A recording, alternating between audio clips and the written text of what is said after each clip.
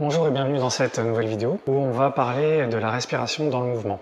Et alors je trouve que le sujet est particulièrement pertinent parce que je dis souvent en fait la respiration c'est le carburant de l'effort.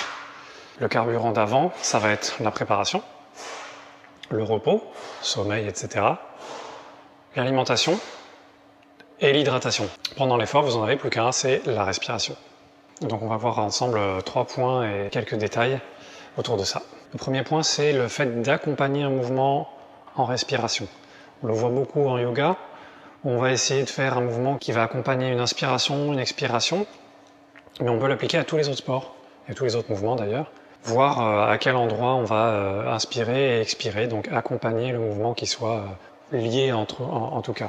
La deuxième chose, c'est un petit peu l'inverse finalement, c'est qu'on a souvent tendance à faire donc de l'apnée pendant l'effort. C'est lié à une chose en fait assez naturelle qui est de, quand on se concentre, vous avez remarqué, on va plus trop respirer parce qu'on est en train de faire quelque chose qui demande beaucoup de concentration, et par extension pareil pour l'effort. Si ça demande beaucoup d'efforts, on a tendance à se crisper, si c'est pas forcément la bonne chose, mais en tout cas c'est une tendance, et donc de ne plus respirer. Par rapport à cette apnée là, elle est pas bonne à cet endroit là. Donc c'est un réflexe, hein, mais on essaye du coup régulièrement de se faire un rappel interne en se disant tiens, est-ce que je suis pas en train d'être en apnée? Et pour ça, il y a une petite chose qui fonctionne plutôt bien, que j'avais conseillé à une athlète d'escrime avec qui je travaillais, qui me disait je suis toujours en apnée, particulièrement pendant les compétitions où je suis très concentré, où il y a beaucoup de stress. Alors que pendant les entraînements, ça va, j'arrive à peu près à gérer mon mouvement et ma respiration. Et donc là, ce que je lui disais, donc ce que je vous propose, c'est penser à souffler. Quand on est dans l'effort, on n'a pas le temps de penser, entre guillemets, même si ça va très vite, on peut quand même penser. Mais c'est bien d'avoir un petit réflexe très rapide. C'est-à-dire que là, le réflexe, ça va être souffler. C'est-à-dire, je suis en train d'être concentré, et comme ça, je suis sûr de réenclencher un nouveau cycle de respiration. Alors pourquoi souffler? Parce qu'on peut avoir facilement tendance à faire...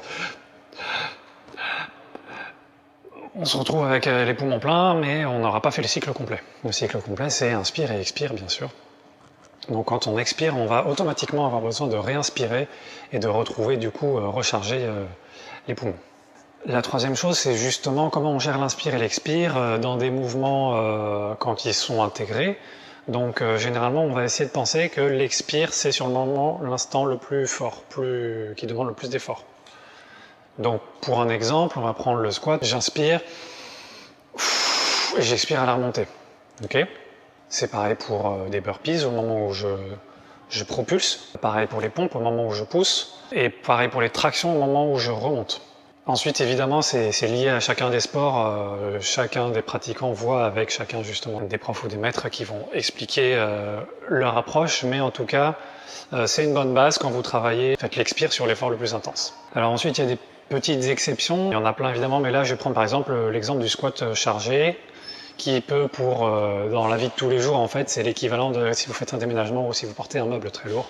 On va prendre un tout petit moment d'apnée pour une fois, qui va être bien placé, c'est-à-dire qu'on va prendre l'inspiration, je vais bloquer, je vais descendre, je prends ma charge lourde, et au moment de la remontée, je vais expirer. Ensuite, il y a tout ce qui est respiration particulière. Il va y avoir donc le running.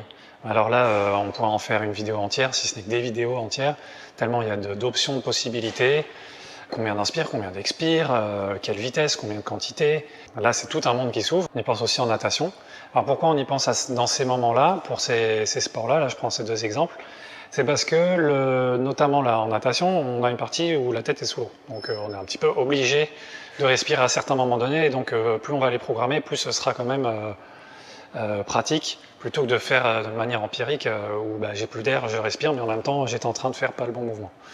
Sur ces sports-là, le running, la natation par exemple, comme on est entre guillemets obligé, on va beaucoup travailler là-dessus.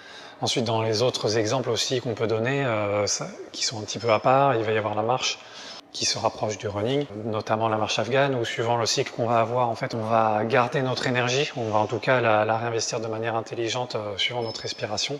Là, pareil, ça vaudrait toute une vidéo. Donc en tout cas, on voit bien qu'il y a certaines disciplines, on est obligé de la travailler, notamment les arts martiaux aussi, où quand on fait le cri, ça aide aussi à expirer à ce moment-là. Donc toutes ces disciplines où on le travaille, c'est tant mieux, mais ensuite, vous pouvez, par extension, l'intégrer avec ces 3 points. Donc pour récapituler, on a la respiration qui accompagne le mouvement, On essaie de l'intégrer. La deuxième chose, ça va être d'éviter l'apnée, en tout cas la plupart du temps. Et la troisième chose, c'est de choisir l'inspire et l'expire. À quel moment je le fais? Un petit dernier point bonus, c'est la respiration quand on ne bouge pas forcément. Ce qu'il faut savoir, c'est que l'expire, c'est ce qui fait descendre le stress. Donc quand je vous parlais de...